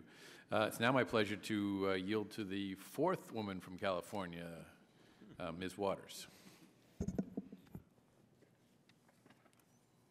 Thank you very much, Mr. Chairman. Before I begin my questions, I ask unanimous consent to submit for the record Department of Justice Competitive Impact Statement prepared by the agency's Antitrust Division in connection to the Comcast-NBCU merger approval. Without objection. I have another submission, and that is a group of esteemed economists that sent to the FCC discussing the importance of net neutrality rules, as well as well, that's it. This is a group of economists that have sent a discussion to the FCC. Without objection, so ordered. Thank you very much, Mr. Chairman. I'd like to thank our panelists for being here today. I find this discussion very engaging, and I'm particularly interested since I spent so much time on the Comcast-NBC merger and learned so much about the power of a huge organization with a lot of resources. And I want to know, and I'd like to ask Ms. Sohn, what challenges will exist for online content providers in light of mergers that will follow the Comcast-NBC merger? How can an ISP like LARIAT, for example, compete against an ISP like Comcast-NBCU? Well, first, Congresswoman Waters, I really want to thank you for the work you did, really bringing the public's attention to that merger, because it was a merger of unprecedented proportions. I was disappointed that few people in the government, save you and perhaps Mr. Cole and Mr. Franken in the Senate, had the guts to say this is, this should not even be. How can we even consider this? But unfortunately, you guys were really sole practitioners in that regard. So, I don't think LARIAT can compete. There's no way. I mean, Comcast now has this vertical merger of, one of the most popular broadcast networks in the country, and also it's the biggest internet service provider and the biggest cable operator. I think the Justice Department did the best it could within the limits that it had. Again, in fear of Trinco, I will say, They didn't want to push too far because they were concerned about these precedents that really limit antitrust law. So, you know, the good news about the competitive impact statement that you just submitted to the record is that it says that online video distributors, what I call OVDs, are competitors. They're part of the market, and that big ISPs like Comcast cannot discriminate against them, cannot withhold programming from them, and cannot throttle their traffic when they provide online service. Thank you very much. Let me just, in what ways can internet service providers impede access to content, products, services available on the internet? And what options do internet users have if they find they cannot access certain content, products, or services? I mean, they could either, you know, slow an application service or content provider's service. They can block it, or they could slow it so much that it's almost like blocking it. That was what we were challenging in the Comcast BitTorrent case. So there are many different ways that, that internet access providers can hurt consumers' access to the things they want, you know, to access over the internet. What is the recourse? Well, that's what the FCC rules are all about. They're about providing rules of the road so that consumers, if they do see that they're being, you know, unlawfully blocked or degraded from the content, services, and applications they want to access, that they can go somewhere and have some recourse. And if these rules are overturned either in court or by the Congress through the Congressional Review Act or any other method, then consumers will not have that. They will basically be out in the cold. You're basically saying there will be no options. Absolutely. And again, as I mentioned before, you weren't here, antitrust law has been so neutered for regulated industries like broadband internet access providers that right now, without some kind of law being passed by this subcommittee and the Judiciary Committee, there's no recourse there either for consumers. Well, if I have time left, I'd just like to ask if you have an opinion about what you saw happening in the Congress of the United States. I found in talking with members that many members were confused or misled about what net neutrality is or should be. And so many of them didn't even know, of the 74 or so who signed on to that letter, didn't really realize what is the confusion that, do you have any ideas how we can help people to clear up what net neutrality is and what it isn't? Net neutrality, quite simply, prohibits telephone and cable operators who are who provide the two main on-ramps to the internet from picking winners and losers, from deciding that Microsoft is going to win over Google, or deciding that, you know, LinkedIn is going to win over Facebook. So that's what it's about. It's just, it is really no different than the telecommunications regulation we've had in this country for 100 years that said that telephone companies cannot decide whether your phone call is going to go faster than my phone call, or whether, you know, Mr. Glass's phone call is going to be of better quality than my phone call. It's that simple. Thank you very much, and I yield back the balance of my time. It's now my pleasure to recognize the gentleman from Arizona, Mr. Quayle, for 5 minutes. Thank you, Mr. Chairman. Ms. Sohn, I want to get back to some of your beginning testimony, because I'm just trying to figure out the numbers so we're comparing apples to apples. The 92% of people live in areas where broadband is only a monopoly or duopoly. Does that include wireless providers in that number as well? Well, to the extent that wireless providers are providing what the FCC now says is broadband, all right? So the FCC's definition of broadband is 4 megabits down and 1 megabit up. And a lot of wireless providers are not providing those kinds of speeds. Now, that may change soon, but it's not the case today. So that is only wired? That is only wired? Is that? It's not only, to the extent that there are any wireless. I don't know of any wireless providers that are providing those kind of speeds. So, yes, the answer is, okay. The answer is yes. And then, so as wireless continues to evolve and innovation continues to evolve on the wireless front with the expansion of 4G and then 5G, won't that alleviate any of the competition concerns that you have going forward? Because there will be enough competition via the wireless carriers, via phone, via cable, via probably other avenues where you can actually address this with the market system rather than having the FCC regulate this on this basis? I'm afraid not. I mean, particularly because the two largest landline providers, AT&T and Verizon, are also the two largest wireless providers. And everybody else is struggling for air. I mean, T-Mobile, Leap, Sprint, I mean, they are struggling to compete against AT&T and Verizon. So no, I'm afraid, I wish it was the case, but it's not at all the case that, you know, and again, you know, in so many issues that I work on in public knowledge, we're always told, you know, that the next great thing is around the corner, so why regulate? I'm still waiting for broadband over power lines. Clearwire just went to abandoned residential service. That's that's just a wireless to the home service. They just abandoned it to go to enterprise. Okay, I want to get, sorry to cut you off there. I'm sorry, yeah, getting myself. Sorry. Mr. Downs, can you address that question? Because do you agree with Ms. Sohn's assessment?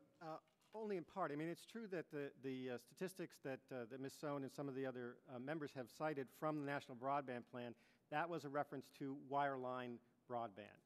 There's a separate set of statistics that are in the plan that talk about wireless competition, and of course, as we know, wireless competition is much more robust. There are many more providers. I think it's absolutely the case that as 4G networks and later networks get rolled out, assuming that we can solve our spectrum issues, that they will indeed, and you know, we all know this as consumers, that we're moving away from the sort of fixed computer experience of the internet and moving to a mobile internet. It's app-based, it's an app-based economy. As that happens, and as we get the 4G speeds and the kinds of capacity, then yes, it's absolutely going to provide more options and more competition.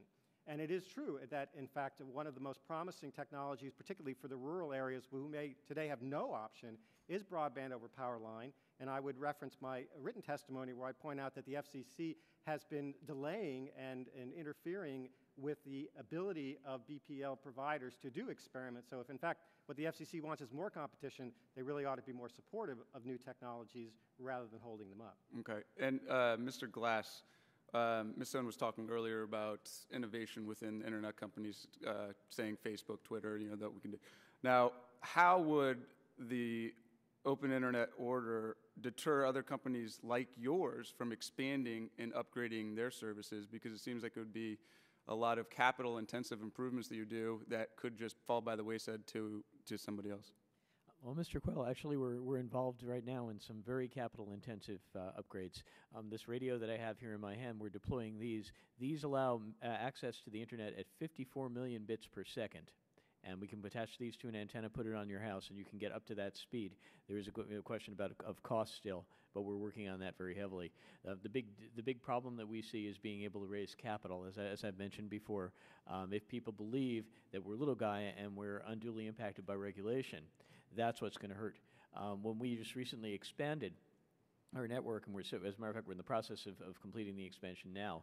We went to our customers and we offered them, we asked them if they would invest in us by paying ahead for a year of service. Now, that's a Faustian bargain because it kills your cash flow. You get a lot of you get a lot of money up front, a lot of capital up front, but you also have a huge liability at that point. We had to do that because we could not get conventional investors to invest in our company. And last question, Mr. Downs. Now, there's been a lot of talk about antitrust laws and how some people believe that they're not effective for this area. Do you believe the antitrust laws can adequately account for any misbehavior by internet service providers and monopolistic opportunities that they might have? Yeah, so it's theoretical at this point because we haven't tested them. We haven't tested them because there haven't been any serious cases that require testing them. I don't necessarily read the Trinko opinion the same way that Ms. Sohn does. I have every reason to believe that between the FTC and the Justice Department, if there were serious anti-competitive problems that had demonstrable consumer harms, the effect of which was to reduce the open internet, I'm quite confident that our existing antitrust laws and enforcement mechanisms would take care of the problem. Thank you very much. Back. I thank the gentleman, and I am now pleased to recognize the gentlewoman from Texas, Ms. Jackson Lee. Thank you very much, Mr. Chairman. My interest in this committee is about creating jobs and competitiveness. And Ms. Sohn, I think you just heard Mr. Downs, so I'm going to kick the football in your direction. Do you think that the Justice Department, and in this instance, I think you said the FTC? FTC, yes. FTC are sufficient and have taken note enough to determine whether or not they need to file action and whether there is an anti-competitive impact on some of the entities that you're suggesting are negatively impacted? And is there a reason why they haven't acted? I believe that the Supreme Court has effectively gutted antitrust enforcement when it comes to regulated companies like the telephone and cable companies that provide broadband internet access service. The Trinco case, the Credit Suisse case, and it's not just me saying this. You know, Howard Shalansky, I mentioned him before, he testified in front of the Subcommittee on Courts in June, and he basically said that the Trinco and Credit Suisse cases have made it virtually impossible to apply antitrust. And what would you offer as a remedy? What's that? What would you offer as a remedy? Well, I think Congress has to reverse those decisions and revivify antitrust law. And I think it will be helpful in a lot of different ways. And that would be overall, because I think the antitrust laws are weak, period. Absolutely. You know, we just recently saw a merger dealing with Continental and United, and it's almost as if the Justice Department said, we have no teeth, we have no ability to respond. So you're suggesting a legislative fix? Absolutely. I mean, that's the only way you're going to be able to overturn Supreme Court precedent like that. Mr. Downs, let me just specifically ask, if you had large telecommunications companies who also operate as internet service providers, and they might be perceived as unfairly thwarting competition by slowing down the internet speed of access for customers who access their websites, do you see a solution for them? What solution would you offer? I'm sorry, I'm not quite sure. So you're talking about telecom companies who also are internet providers? And someone is trying to access it, and because you have another provider, you might be slow in having access. Do you see a remedy for that? Well, obviously, one remedy is to switch. I mean, you don't have to buy the whole bundle of services from the same provider. If you have more than one choice, you can have cable from Comcast and telephone from AT&T and internet from Verizon if it's mobile. So you have your choice of providers in many areas. In the areas you don't, I mean, I think one of the things to recognize is that, and you know, you see it quite dramatically in what happened in Egypt over the last month, is that the very tools that have made the internet so powerful in the last few years in particular allow consumers really to exercise their dissatisfaction and unhappiness either with governments or with companies much more easily and much more effectively than ever before. Well, let me just say, what I'm trying to say, if they try to access these giants from their website, from a competitor internet service, that's the question. And they feel that they are not getting the access as quickly as possible. Yeah. Well, so it can't be that they can go to Verizon. They're talking about those particular entities. I'm sorry, I'm still not quite clear what you're asking. If you're a Comcast customer and you want to go to Verizon's No, website? You're a small customer and you're trying to go to a AT&T or Verizon. And I'm sorry. And you're not being able to access. It's a slowed process. You can't access their website? As quickly as you would like. Yeah. Do you think there would be any slowing down of the utilization of those services? Well, it depends on what's causing the slowdown. I mean, a lot of times you experience slowdown because of technical... Okay, you don't think it would be purposeful? And you don't think that small companies need to have some protection? No, it certainly could be purposeful. So what I'm asking you then, what would you perceive to be a remedy to that? The antitrust enforcement mechanisms that already exist for anti-competitive behaviors that have demonstrable consumer harms. And you feel comfortable that they are sufficient? Yes, as I say, since we haven't tested them, we don't know, and we haven't tested them because we haven't needed to. Let me go to Mr. Glass. Let me ask you the same question. Do you believe that the current laws which protect against monopolies or duopolies in internet service providers and broadband providers are sufficient? Do you believe antitrust laws can protect small companies? Ms. Jackson-Lee, I think that the law needs fixing. I'm especially concerned about what will happen if the FCC's rules stand, because as Ms. Sohn sort of alluded, when we become a regulated entity, then suddenly Trinco kicks in, and we actually lose remedies under the laws. What do you want to see strengthened in the antitrust laws? I would like to have the ability to take action under antitrust law to deal with the problem I'm having right now, anti-competitive pricing of the inputs to my business by the telephone company. Let me explain. I rent leased lines from the telephone company to connect me to the internet. They charge me more per megabit per second for wholesale connections to the internet than they do to retail consumers who are buying DSL from them.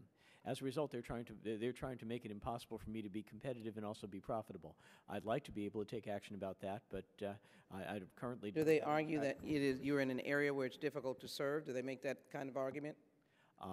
They actually there's no rational there's no rational justification. The physical plant, the wires have been fully depreciated for decades, and there's no reason why they couldn't sell me that access at a very low cost, except that they want to prevent me from being a better competitor.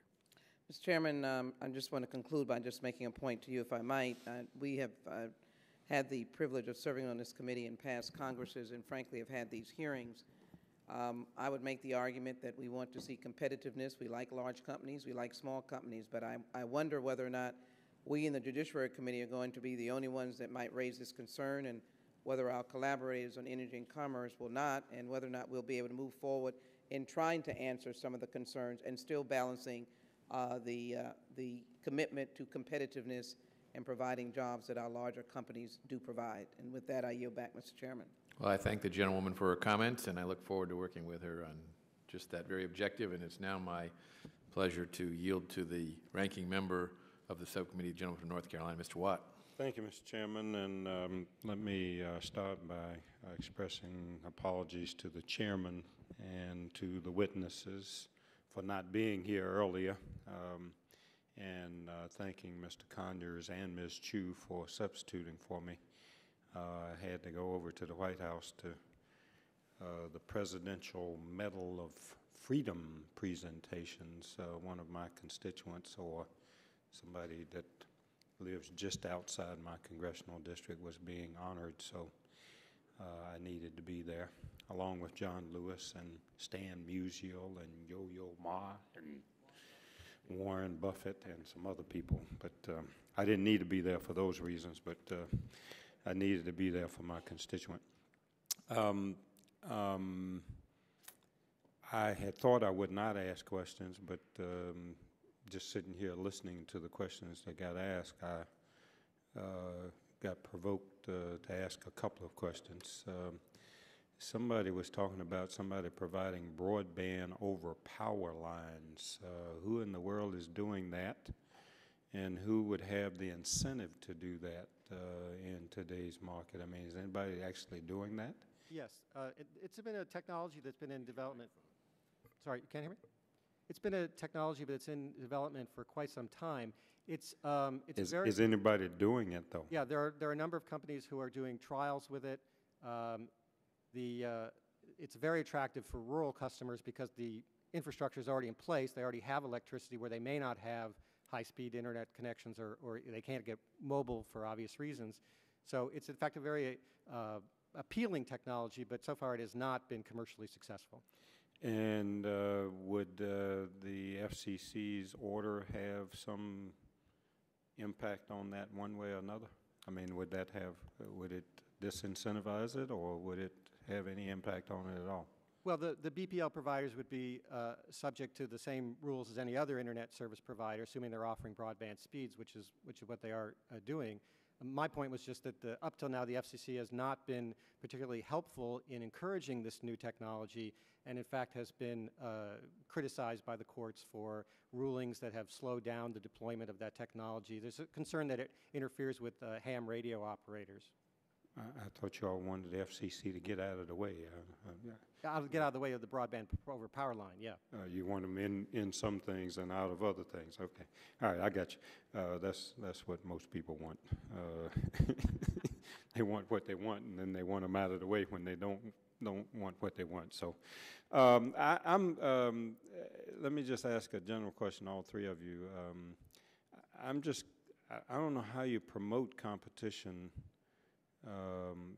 in a capital-intensive or cost-prohibitive industry. I mean, you're ending up with two major carriers here, Verizon and AT&T.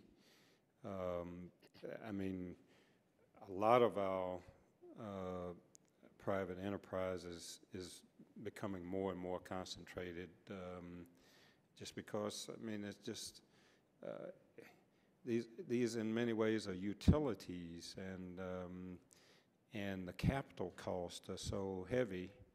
I'm just trying to figure out how do we promote competition in these areas, Ms. Sohn, and then we'll just go down the line, and then I'll yield back, Mr. Chairman. Ranking Member Watt, I mean, you are absolutely correct. There are very high barriers to entry. Not everybody can get spectrum, and T-Mobile and Sprint are, begging the government to, perhaps put limits on what AT&T and Verizon has so they can get some more. Not everybody can lay lines, coaxial cable. You have to get permission from the state government. So the barriers to entry are huge. So what do? I think the answer is to do what the countries in Europe, the Scandinavian countries, and in Asia are doing and beating us at broadband value and speed. You have to go back to the way we regulated these entities in the 90s and the early aughts. You have to require the dominant telecommunications and cable providers to open up their networks so competitors can use them as well, what we call line sharing. Some call line sharing, unbundling. There are different ways, but the notion is the countries that have dozens of internet service providers are those that have required the big guys, the British telecoms, the French telecoms, to open up their networks to compete. So how do you respond to their argument that they paid for that and therefore shouldn't give it away or give it away at reduced cost after they've developed it? Well, without public rights of way, there would be no cable industry. Okay, there'd be no telephone industry. I mean, they are. So basically, you're using this as a public utility argument, exactly. The same one. Okay, Mr. Glass and Mr. Downs, and then I'll yield back. Yes, Ranking Member Watt. The best way to promote competition, I think, is to do several things. The capital cost of the kind of wireless that I provide is actually within reach. It's not insurmountable. It's never easy to raise capital, but it certainly is possible. What we need to do is encourage investors to bring that capital to the table. And in order to do that, we need to be very careful about deterring them using regulation. We need to reduce barriers to entry. And again, regulation is potentially a barrier to entry in this arena. We need to come down hard on anti-competitive tactics. We've already talked a little bit about special access as being one of the barriers to rural broadband deployment. That is an anti-competitive tactic. It's not asking to use something for free. It's asking to get something at a reasonable price. We also need to deal with spectrum, the preemptive bids by the large incumbents, so as to lock out competition. Are something which the FCC hasn't addressed and really does need to address. But mainly, I guess I need to come back to the point that I've been making throughout the hearing. As Henry David Thoreau once said, government never furthered any enterprise but by the alacrity with which it got out of the way. What we need is simply to remove the barriers, and then the market will encourage investment and will encourage deployment. Yeah, I think for many reasons, the most attractive option for more competition, particularly with broadband internet access, is in the mobile space. With more wireless providers, that's where the technology going, and also that's where the consumers are going as well. The most effective thing we can do then to promote more competition would be to do a better job of managing the existing spectrum. That was a goal the FCC had last year. They didn't really work on it because of the net neutrality proceeding. We'd like to see them go back to that and actually start with an inventory just of who has what spectrum in the first place, and then see if we can find ways to manage it more effectively so we can speed up the competition offered by broadband mobile providers. My time is up, but it just seems ironic that you're saying on the one side, get the FCC out of the way, and then saying on the other side, put the FCC back in and let them do this. I mean, I don't know how you can have it both ways. And I mean, I understand what you're saying. It just seems, but now it's not the place to pursue it. I appreciate the chairman's indulgence. And well, I appreciate the gentleman's comments as well, and I'll just close by saying that it was over 10 years ago that I introduced legislation, probably the first net neutrality legislation introduced in the Congress, along with Congressman Rick Boucher, 1999, I think. We didn't call it net neutrality, we called it open access. And it was designed to make sure that there was open competition on the internet, but it was antitrust based, And it never got to the finish line because the various interested parties in this kept shifting sides, and the sands underneath our legislation kept shifting. Some of the companies that were supporting our legislation back then are now looking in a different direction. Some that were opposing our legislation back then would very much support the idea today. I very much agree with Mr. Downs' comment. The principal purpose of the FCC is to allocate spectrum. And to try to find the most efficient way to do that. The spectrum is public property, if you will, and therefore it is the reason for the existence of the FCC. I think the FCC has been on mission creep for decades now, and we need to be very, very careful that we don't put ourselves in a situation where we think that it is a great idea to have the FCC regulate the Internet the same way they have regulated the telecommunications industry and others. And this is a rapidly changing dynamic environment, and all kinds of decisions are made by all kinds of companies based upon what's going to be available in terms of capital, what's going to be available in terms of new technology and new ideas. And I don't think it's going to happen if we empower the FCC in a way that they have clearly not been empowered in the past. They've been rebuffed by the courts in this area. They have chosen to take a different route that I think is very spurious in what they are attempting to do, and I hope the courts will rebuff them again. But failing that, I think the Congress should act, and I agree that it shouldn't just be a negative act to stop the FCC. It should be a positive act to look at our antitrust laws and see whether they give appropriate access to small actors like Mr. Glass, and to look to see whether laws written 100 years ago are responsive to this dynamic environment. But if they are clear rules of the road that exist before a decision is made to develop a product or to come up with the finances for it, we will be better served than to go down a path where we set about trying to find the capital, find the people to take the risks, and then have the rules changed in the middle of the game, which is where I fear the FCC will lead us. So I thank everyone for their participation. It has been a very, very good discussion, and without objection, all members will have 5 legislative days to submit to the chair additional written questions for witnesses, which we will forward and ask the witnesses to respond as promptly as they can so that their answers may be made a part of the record. And without objection, all members will have 5 legislative days to submit any additional materials for inclusion in the record. And with that, I again thank our great witnesses, and this hearing is adjourned.